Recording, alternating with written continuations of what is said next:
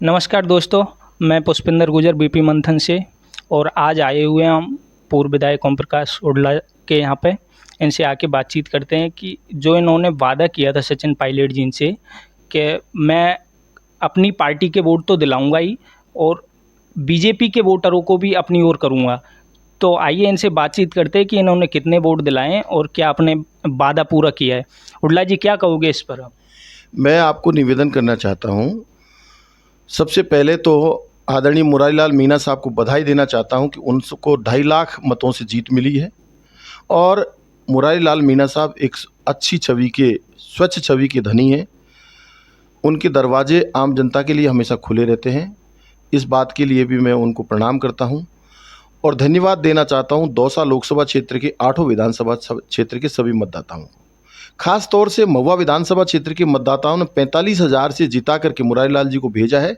उसका श्रेय मैं कांग्रेस के कार्यकर्ता और तमाम मतदाताओं को देना चाहता हूं। साथ के साथ भारतीय जनता पार्टी के कार्यकर्ताओं को भी धन्यवाद देना चाहता हूं। मैंने वादा किया था कि मैं कांग्रेस के साथ साथ भारतीय जनता पार्टी के कार्यकर्ताओं को भी वोट दिलाऊंगा। अभी विधानसभा चुनाव में भारतीय जनता पार्टी को 66,000 वोट मिले थे। अब भारतीय जनता पार्टी को 34,000 वोट मिले। इसका मतलब स्पष्ट है कि ये 32,000 जो मत हैं, ये बीजेपी के मत ही तो मिले। बीजेपी के मत ही तो ट्रांसफ़र हुए जो अब हुए जो। और साथ के साथ ही हमारे कार्यकर्ताओं ने, सभी नेताओं ने, पंच प्रधान, जिला प्रमुख, सभी लोगों ने मिलकर के, सारे मंडल अध्यक्ष, ब्लॉक अध्यक्ष ने मिलकर के ज़बरदस्त मेहनत की। हम लोगों ने भी कंधा से कंधा मिलाकर उनका साथ दिया और आज हमें 45,000 की जो जीत मिली है उसका श्रेय मैं आम जनता को देना चाहता हूँ। और ये बात सही है कि जिस तरह की यहाँ गुंडागिर्दी, एक अव्यवस्थाओं का वातावरण 6 महीने में तैयार हुआ था, जनता ने उन्हें आईना दिखा दिया है। अब किरोड़लाल जी इस्तीफे की बात करते हैं तो मैं तो हाथ जोड़ के विनती यही करूँगा उनसे, ये बुढ़ापा है, अब आप इस्तीफा ना दें, नहीं तो बुढ़ापा खराब हो जाएगा। और 75 के आसपास जो है वो संन्यास आश्रम की ओर जाता है। आप मंत्री पद को सुशोभित करते हुए दौसा और सवाईमाधोपुर जिले की लोगों की सेवा करिए, सर्व समाज के विकास की चिंता करिए और शांति और अमन चैन की चिंता करनी चाहिए। मेरा आग्रह है, हालांकि मैं बिना मांगे उनको सलाह दे रहा हूँ, मेरा कोई नैतिक दायित्व तो नहीं बनता, लेकिन समाज के बड़े नेता हैं, उनका मैं आदर करता हूँ। हमने 2 चुनाव आमने सामने लड़े, 2 चुनाव हमने जीते, 1 चुनाव उन्होंने जीता है, लेकिन ये फ़र्क नहीं पड़ता। लेकिन मुझे दुख इस बात का होता है कि किसी के घर ईडी की रेड कराना, एक डॉक्टर के यहाँ ईसीडी का छापा डलवाना, एक किसान की ट्यूबवेल में पत्थर भरवाना पुलिस के द्वारा, एक किसान की गेहूं की फसल को जुतवाना, मोहन सिंह राजपूत की सरसों की फसल को जुतवाना, छाजा नाई की फसल को जुतवाना, ये दुर्भाग्यपूर्ण बातें हैं। अभी मैंने देखा कि इंदिरा कॉलोनी में अवैध अतिक्रमण के नाम पर लोगों के मकानों को तोड़ने का काम चल रहा है। ये चीज़ें बहुत अच्छी नहीं हैं। लोकतंत्र में स्वच्छता होनी चाहिए, निर्मलता होनी चाहिए मन में। पाप से अगर राजनीति करेंगे तो ये हाल जो 45,000 से आपकी हार का हुआ है, वो वही हाल विधानसभा चुनाव में भी होने वाला है। वास्तविकता ये है कि ये एमएलए, एमपी, मंत्री ये कलयुग के राजा हैं, लेकिन फिर भी इनको इस सनातन धर्म के अनुसार काम करना चाहिए। और सनातन धर्म ये कहता है कि आप भला किसी का कर ना सको तो बुरा किसी का मत करना। ये सनातन धर्म की पहचान है, मैं समझता हूँ। तो हम लोगों को बुरा किसी का करने का अधिकार नहीं है, हमको भला करना चाहिए। हमें पानी की व्यवस्था, बिजली की व्यवस्था, सड़कों की व्यवस्था, चिकित्सा, शिक्षा की व्यवस्था पे चिंता करनी चाहिए। जिस तरह से उडला जी, जैसे कांग्रेस पार्टी विधानसभा चुनाव में शिकस्त खाने के बाद में अभी लोकसभा के चुनाव में जिस तरह से पूर्वी राजस्थान में जो वापसी की है, इसका श्रेय आप किसको देना चाहेंगे और किस पार्टी लीडर ने अच्छी तरह से यहाँ पे मेहनत की है पार्टी के लिए, किस तरह से काम किया है? विधानसभा चुनाव में जो लोग खानदानी कांग्रेसी थे वो अपने आप को ये कहते थे कि हम तो खानदानी कांग्रेसी हैं, उन्होंने भारतीय जनता पार्टी का साथ दिया था, जिसके कारण चुनाव में हार हुई थी। और अब वो खूब पछता रहे हैं कि हमने बीजेपी का साथ क्यों दिया, क्योंकि उनके फ़ोन नहीं उठाते वो लोग और उनको कष्ट पहुंचाते, उनकी बात को नहीं मानते। उन्होंने ये उम्मीद की थी कि हम बीजेपी के लोगों का साथ देकर हमारा कुछ काम बना लेंगे, नहीं कोई काम बनता दिखाई नहीं दे रहा। साथ के साथ ही रामनिवास गोयल साहब जो है वो निर्दलीय चुनाव लड़े थे और हमारे व्यापारियों को उन्होंने बहका दिया था। अंदर खाते बीजेपी के बड़े नेताओं से उन्होंने समझौता कर लिया था और समझौते के बाद वो 10-11 हज़ार वोट खराब कर गए थे। अब मैं तो गोयल साहब से यही निवेदन करूंगा, व्यापारियों को, महुआ और मंडावर के व्यापारियों को, एक प्रहलाद शर्मा जी हैं जिन्होंने महात्मा गांधी कॉलेज खोली, 1,20,00,000 रुपए का नोटिस दिया है। बड़े दुर्भाग्य की बात है, 8 साल से नगरपालिका यहाँ चल रही थी, क्यों नहीं मिला नोटिस पहले? मैरिज होम वालों को नोटिस पहले क्यों नहीं मिला? अस्पताल वालों को पहले नोटिस क्यों नहीं मिला? व्यापारियों को नोटिस क्यों नहीं मिला? और तो और जो विमल जी जैन साहब हैं, वास्तव में देखा जाए तो भले आदमी हैं और हमेशा किरोड़लाल जी के साथ रहे, लेकिन मैं जहाँ तक समझता हूँ उन्होंने ज़िंदगी में कोई आज तक गलत काम नहीं किया होगा। उनको भी उनके पट्टे के संबंध में नोटिस दिया जा रहा है, ये दुर्भाग्य की बात है।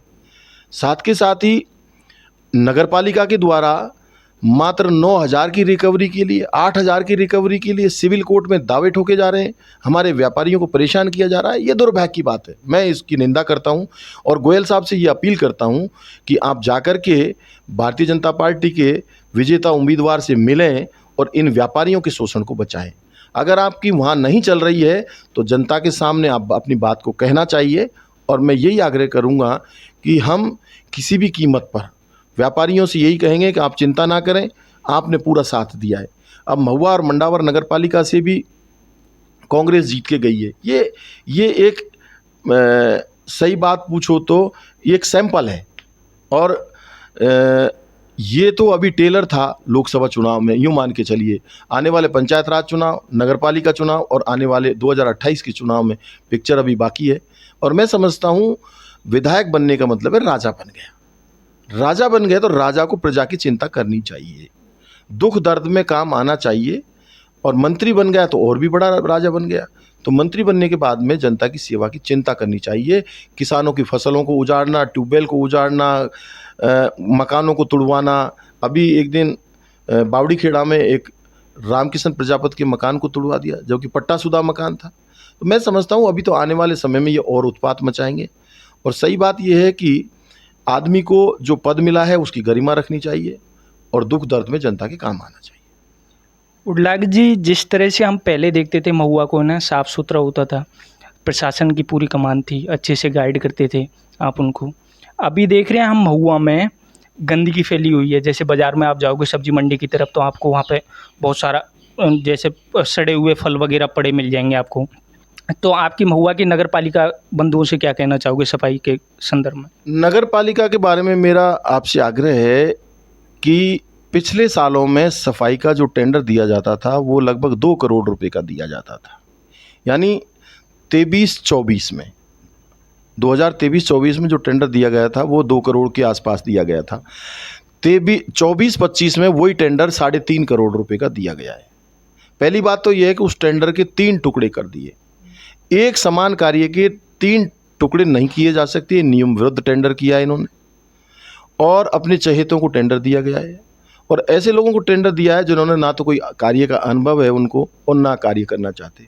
वाल्मीकि समाज के लोग हड़ताल पे हैं, उनको उनकी तनख्वाह की चिंता है। वाल्मीकि समाज के शुद्ध और पवित्र लोग हैं, उनके मन में कोई पाप नहीं है और वो लोग 6,000-7,000 रुपये उनको तनख्वाह मिलती है। उस सैलरी पर अपने बच्चों का पालन पोषण करते हैं। उनको समय पर तनख्वाह नहीं मिलने की वजह से आज वाल्मीकि समाज ने दूसरी या तीसरी बार हड़ताल की है।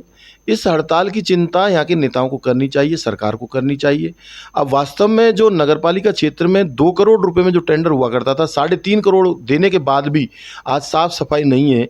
ये दुर्भाग्य है महुआ की जनता का कि ऐसे लोगों को पद पे बिठा दिया जो महुआ की जनता की चिंता नहीं करते, वो सिर्फ शोषण करना जानते हैं।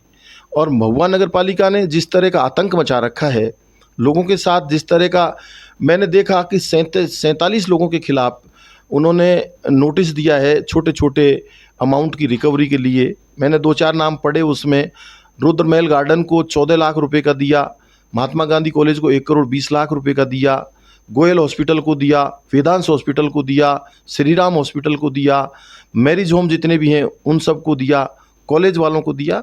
तो मैं समझता हूँ ये एक लूट मचाने का तरीका है ताकि इनके माध्यम से नोटिस देकर के मोटी रकम वसूल सके और मोटी रकम वसूल करके जहाँ भी उनको पहुँचानी वहाँ पहुँचा सके। ये एक तरीका उन्होंने भ्रष्टाचार का बनाना शुरू कर दिया है। और मैं समझता हूँ अभी तो हम नगरपालिका के भ्रष्टाचार के बारे में ये तो हमारे संदर्भ में 1 रुपये के भ्रष्टाचार आरोप नहीं लगा सकते और आरोप सिद्ध नहीं कर सकते। आरोप तो ये पतली जीभ है, कुछ भी लगा दो किसी पर, जो भी मर्जी आए लगा सकते हो, लेकिन आरोप को सिद्ध करना बहुत ज़रूरी होता है। लेकिन हम समय आने पर सिद्ध करेंगे कि ये लोग किस तरह से भ्रष्टाचार मचा रहे हैं। ओम प्रकाश जी, जैसे कि यहाँ पे मुरारी लाल कांग्रेस के जीत चुके हैं, जीत के बाद आपने कभी उनको कोई ग्रीटिंग की है या फ़ोन कॉल पे बधाइयाँ दी हैं? सचिन पायलट साहब से इस संदर्भ में आपकी कोई बात हुई है उनसे? मेरी सचिन पायलट साहब से बात हुई है और गोविंद सिंह डोटासरा जी से बात हुई है। दोनों ने मुझे बधाई दी कि ओम प्रकाश उडला जी, आपने जो वादा किया था आपने वो पूरा निभाया है। और बात सही है, जब इन लोगों से जब मैंने वादा कर लिया था तो वादा पे खरे उतरना हमारी जिम्मेदारी बनती है। जिसकी बात का मजबूती से पालन नहीं करें फिर उसका कोई मतलब नहीं है आदमी का जीने का। आज पायलट साहब और मुरारी लाल जी की, गहलोत साहब की बात का, डोटासरा जी की बात का हमने वादा निभाने का हमने काम किया है। इसका श्रेय भी मैं महुआ विधानसभा क्षेत्र के सभी कार्यकर्ताओं को देना चाहता हूं, क्योंकि कार्यकर्ता ही पार्टी की सबसे बड़ी ताकत होती है। और वो ये कार्यकर्ता हैं जिनको मैं भगवान मानता हूँ, ये वो मतदाता हैं जिनको मैं भगवान मानकर पूजा करने का काम करता हूँ। मैं मेरी निवास पर जो मंदिर है जब जाता हूँ तो मैं कार्यकर्ता और मतदाताओं को नमन करता हूँ और फिर भगवान की पूजा करता हूँ। मेरा रूटीन यही है और कार्यकर्ताओं के दम पर ही मुझे राजस्थान की विधानसभा में 2 बार जाने का अवसर मिला। जब मैं भारतीय जनता पार्टी से चुनाव लड़ता था तो कांग्रेस के लोग भी मेरी मदद करते थे। निर्दलीय चुनाव लड़ा तो भारतीय जनता पार्टी और कांग्रेस के दोनों लोगों ने मदद की। अब जब मैं अब कांग्रेस से चुनाव लड़ा हूँ तो सब लोगों ने मदद की, लेकिन उसके बावजूद भी हमें हार का सामना करना पड़ा। इसको हम सहर्ष स्वीकार करते हैं और भाई राजेंद्र जी यहाँ से विजयी हुए हैं, उनको शुभकामना देता हूँ। और मैं यही उनसे आग्रह करूँगा, डॉक्टर किरोड़लाल जी से भी आग्रह करूँगा, वो मंत्री बने उनको भी शुभकामना देता हूँ। और यही अपेक्षा रखता हूँ कि वो चाहे सवाई माधोपुर की बात करें चाहे दौसा की बात करें, उनको समाज की यानी मानव समाज की, समाज में एक समाज नहीं मानव समाज, जिसमें स्त्री और पुरुष जो 2 जातियां हैं, और इस समाज की उनको सेवा करनी चाहिए। और आगे बढ़ कर के उन्होंने जिस तरह का नुकसान किया, जैसे मेरी 80 साल की माँ, बूढ़ी माँ की होटल पर उन्होंने ईडी की रेड कराई और ईडी को कुछ नहीं मिला, तो मेरी माँ परेशान हुई, परिवार के लोग परेशान हुए, कार्यकर्ता परेशान हुए। ये चीज़ें निंदनीय कार्य हैं। डॉक्टर दिनेश कुमार मीणा के यहाँ एसीडी की रेड करवाई और उनके यहाँ भी कुछ नहीं मिला। अब कहने को बहुत सारी चीज़ें हैं, हम समझ सकते हैं, लेकिन उन चीज़ों से मैं नहीं जाना चाहता। मैं तो यही कहूँगा, उनसे यही अपील करूँगा कि वो उनको मौका मिला है 5 साल को, अच्छे से अच्छे काम करने चाहिए और आगे आना चाहिए। देखिए दोस्तों, ये थे महुआ के पूर्व विधायक ओम प्रकाश उडला, और इनसे जो बातचीत की हमने, इन्होंने खुल के बताया हमें।